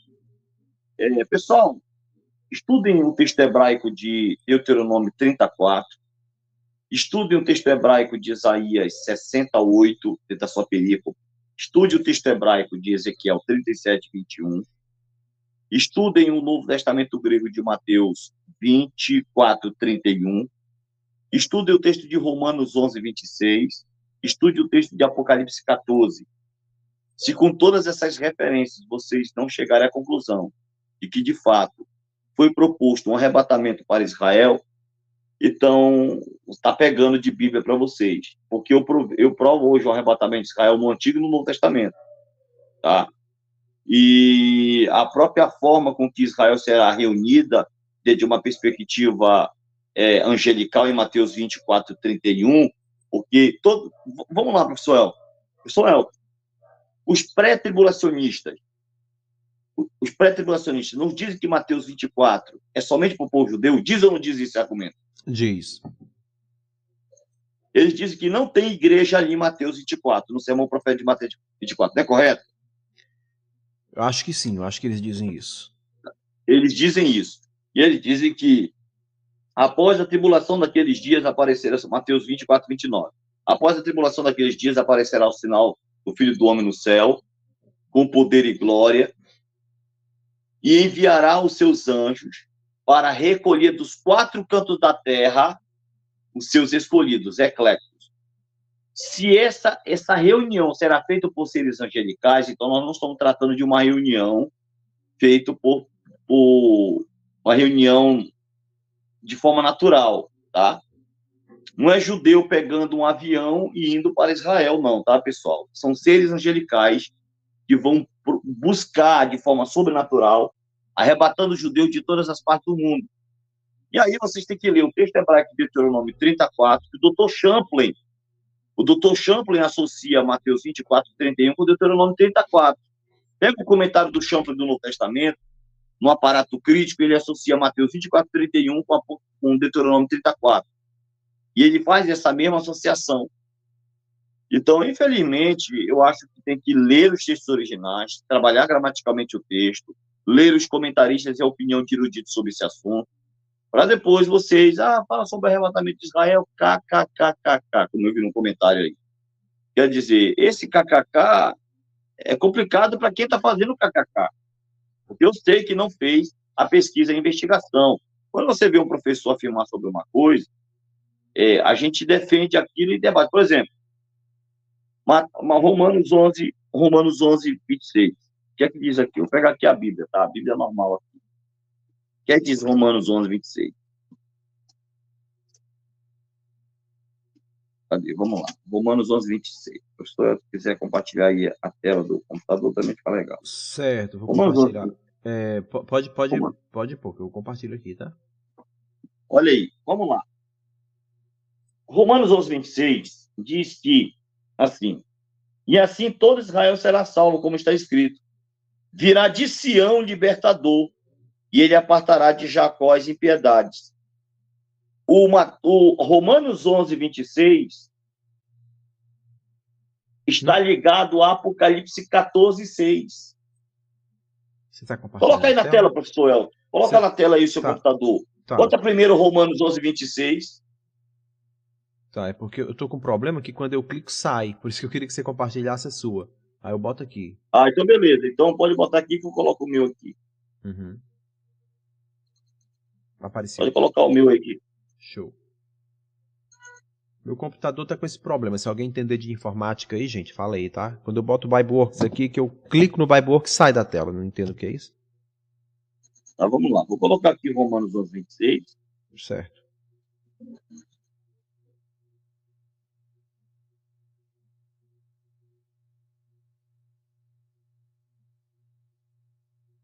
Vamos lá. Vou colocar aqui em português aqui para vocês. Vou botar aqui na que está de azul. Almeida Revista atualizar. O que é que está dizendo de azul aí? Assim todo Israel será salvo. Como está escrito. Virá de Sião, virá da onde? De Sião, o libertador, e ele apartará de Jacó as impiedades. Beleza. Esse Sião, o que significa esse virá de Sião em Apocalipse 14:1? Vocês já leram os comentaristas? Vamos para Apocalipse 14:1. Apocalipse 14:1.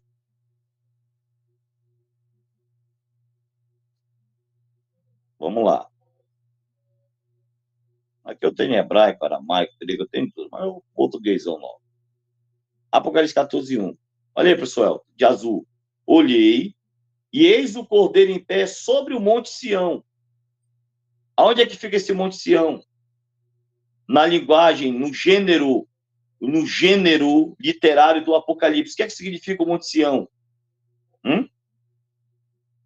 Vocês sabem? E como ele, 144 mil, tendo na fronte escrito o seu nome e o nome de seu pai.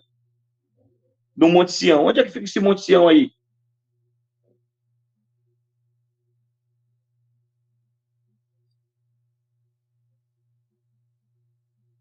Então, é esse tipo de questão que eu não vou nem responder, eu vou deixar vocês pensarem. Tá? Então, fala sobre, de fato, vou repetir, textos que falam sobre o arrebatamento de Israel. Deuteronômio 34, Ezequiel 37:21, Isaías 68, Mateus 24:31, Romanos 11:26 e Apocalipse 14:1. Okay. Olha quantos textos eu dei. E aí? É só analisar e fazer o trabalho exegético e analisar os comentaristas sobre esse assunto. Aqui, então, eu tenho esse número esmagador de textos para provar que, de fato, será um fato bíblico. Maravilha. E que o arrebatamento que a igreja dos gentios vai participar junto com Israel. Não tem dois arrebatamentos, tá, pessoal? Um arrebatamento para Israel, um arrebatamento para a igreja separado. Não. A igreja e Israel, como único povo salvo de Efésios 2:11, passarão pela grande tribulação, e a igreja e Israel salvo, que são 144 mil, serão arrebatados no período pós-tribulacional para entrar com Cristo no milênio. Isso está muito claro. Entendeu? Maravilha. Mas aí, para cada um, concorda, discorda, para mim, eu estou de boa, não estou nem aí para isso. Maravilha. Professor, a nossa última pergunta de hoje é do Elias Ramos. Ele pergunta, Elton, pergunta para o Rafael Rocha o que ele achou do debate do Luiz e o Atafona. Ô, meu amigo Elias Ramos, eu não assisti, nego velho, não vi o debate. Eu deveria ter assistido o debate para que, de fato, eu pudesse fazer um comentário bem técnico, porque eu não sou um cara apaixonado. Tem gente que assiste um debate profundamente apaixonado. Por exemplo, eu sou tão frio para analisar um debate que eu já cheguei a enaltecer e reconhecer uma capacidade de pessoas que defendem uma doutrina contrária à minha. Uhum. E que aqueles que deveriam defender o que eu defendo não defenderam muito bem, mas os opositores defenderam melhor. Então, eu sou um cara muito neutro, sem paixão nenhuma. Ah, não, é que nem o cara, eu sou flamenguista, jamais ninguém vai me ver torcendo pelo Vasco. Beleza. Mas se o Vasco tiver jogado melhor em campo, eu vou dizer que o Flamengo jogou melhor, eu vou ser desonesto. Entendeu? Porque em campo, eu não posso mesmo como Flamengo. É porque tem um cara que é fanático, né? Ele não importa se o time dele está jogando mal, mas ele nunca vai reconhecer que o outro adversário jogou melhor. Exato. É verdade. Então, essa neutralidade nos debates é que eu faço quando eu assisto um debate, entendeu? Para mim, o que importa é a capacidade técnica do cara defender o que ele defende. Perfeito. Bem, senhoras e senhores, a live tá boa, né? Estamos aqui, deixa eu ver aqui. Com quanto tempo de live? Já estamos com 1h45 de live. Professor Rafael Rocha, suas considerações finais. Bom, eu quero agradecer a todos que participaram conosco esse momento inteiro aqui de comentários sobre debate. Inscreva-se lá no canal do professor Pastor Rafael Rocha. Né? Nós temos mais de 200 vídeos em nosso canal do YouTube. Eu trouxe tradutores da Igreja Católica, tradutores exegetas evangélicos. A gente trabalha lá com exegese direto de hebraico e grego. Talvez o meu canal não tenha crescido tanto quanto eu gostaria, porque eu acabo atingindo um público muito minoritário de pessoas interessadas em coisas avançadas da academia, do academicismo e tal. E se for um canal assim mais povão, não é. Meu canal não é tão povão assim. Meu canal é uma parada seleta. Mas se inscreve lá se vocês gostam de trabalho nessa questão, né? Eu estava fazendo uma série de comentários sobre Bíblia de estudo. Acho que tem realmente o pressuposto neutro nos comentários de estudo. Acho que defende os pressupostos denominacionais, né? Levei lá o professor Ferreira agora, esse último, uma exegese sobre tristeza do céu, fez um trabalho muito bacana sobre exegese, que até agora, sobre esse tema de tristeza no céu, ninguém fez ainda. Eu nem vi entre o debate do Eliseu e do Abílio Santana, não foi feito esse trabalho exegético que o professor Ferreira, José Ferreira, fez por Ferreirinha. Eu parabenizei ele quase todo dia, eu estou dizendo parabéns, parabéns, parabéns pelo trabalho exegético, pelo esforço que foi feito para defender o que você defende. E, cara, se inscreve lá no canal e eu não vou dizer para você fazer um curso de grego comigo, porque eu vou te indicar, faça um curso de grego com o professor Elton. Ele, na verdade, está aqui trabalhando no chão duro, na internet, todo dia, né, aqui, botando debatedor e tal. Cara, obrigado. Te matricula aí no curso do professor Elton, curso de grego. Tem professor que não apoia outro professor, tem professor muito que obrigado. Tem inveja de professor, tem professor que tem ciúme de professor, e eu amo o professor Elton. Torço pelo ministério dele, torço pelos cursos dele, que ele seja um dos maiores formadores de peritos em Novo Testamento grego, e eu sei que ele já está fazendo aí o papel dele, tem a parcela de contribuição dele no Brasil. Professor Elton, você é o cara, meu amigo, você é o cara, obrigado. Vai para cima, entendeu? Que Deus possa te abençoar, te prosperar dentro da sua área de delimitação de propósito. Maravilha. E, para mim, o fracasso, Elton, é o cara prosperar naquilo que Deus não chamou ele para fazer. Muito aí bem. Eu vejo que o cara lá na curva vai ser um cara frustrado, entendeu? E para fazer jus... Para fazer jus às palavras do professor aqui, gente, eu quero dizer, é verdade, as palavras, ele não é só de palavras, não. Olha, eu estou falando isso aqui para puxar a sardinha para ele, não. O professor Rafael Rocha entrou em contato comigo um dia e disse: Elton, eu estou te mandando alunos meus para concluir o curso de grego com você. E eu tenho alunos que eram dele e passou para mim. Ele confiou em mim, ele confiou no meu trabalho e enviou alunos deles para continuar estudando comigo. E eu sou muito grato ao professor Rafael Rocha por essa verdade, tá? Então ele não está falando só de boca, não. Ele é isso aí mesmo. Pode continuar, querido. E aí também eu faço também isso com professores de hebraico, tá, professor de hebraico? Eu quero dizer para todos os professores de hebraico que estão me assistindo agora, eu não sofro de competição com nenhum de vocês. Se vocês são melhores do que eu, parabéns. Se vocês estão lutando para ser os melhores professores de hebraico do Brasil, parabéns. Vão na força de vocês. Eu não sou o melhor professor de hebraico do Brasil. Eu não estou em busca disso. Eu quero só ser um bom professor de hebraico. Se eu ser um bom professor de hebraico e ensinar os meus alunos a fazer o dever de casa, eu acho que eu alcancei meu objetivo, mas ser o melhor, não. E aqueles que desejam alcançar o pódio, né, do primeiro lugar, meu amigo, parabéns, que Deus te abençoe. E se precisar, tem um professor que pode indicar alunos meus para estudar hebraico com você, e eu quero que todos também cresçam, entendeu? O professor de grego, eu tenho certeza que o Elton é igual eu. Ele quer que os alunos dele sejam melhores do que ele. Sim. Porque um professor que não quer que seus alunos se superem e superem o próprio professor, esse professor está doente, cara. Tá doente. Esse cara está com problema psicológico, problema Sim. de psicopatia na alma, é o cara que tem síndrome do mundo conspira contra mim, e eu não tenho esse problema. Que os Glória meus alunos a Deus, se superem, por isso. E eu quero que os alunos... Olha, eu digo, sabe o que eu digo como pastor lá na minha igreja? Eu digo para todo o povo da Graça e Verdade, a bênção de vocês é a minha vitória. É uma desonra para mim como pastor. Vocês são ovelhas da Graça e Verdade, mas parece que o rebanho da Graça e Verdade é um rebanho fracassado, não é próspero, não é abençoado, não tem vida feliz, não tem paz. Poxa, que começaram a falar mal do rebanho da minha igreja, eu sou um pastor fracassado, porque eu não estou ensinando as minhas ovelhas a atingir os objetivos. Então, todos nós também gostamos de que pessoas que estão debaixo do nosso propósito divino, seja na área do ensino ou na área do pastoreio, as pessoas do superem. Por exemplo, eu tenho 2 filhos em casa, Elton. A minha menina vai fazer 17 anos, quer fazer medicina, entendeu? E que ela faça, e que seja muito mais bem-sucedida do que o pai, o meu pequenino também. Então, eu quero que o Elton cresça, que ele de fato prospere, que seja um grande professor de grego no país, que os alunos dele sejam os tops, né? Agora, esse dia lá no grupo de professores, achei bonito a galera parabenizar, mas que foi um aluno ou uma aluna do professor Matheus Rangel. Aí os professores de grego disseram, olha, parabéns pela aluna do professor Matheus Rangel, que parece que quebrou um herege aí,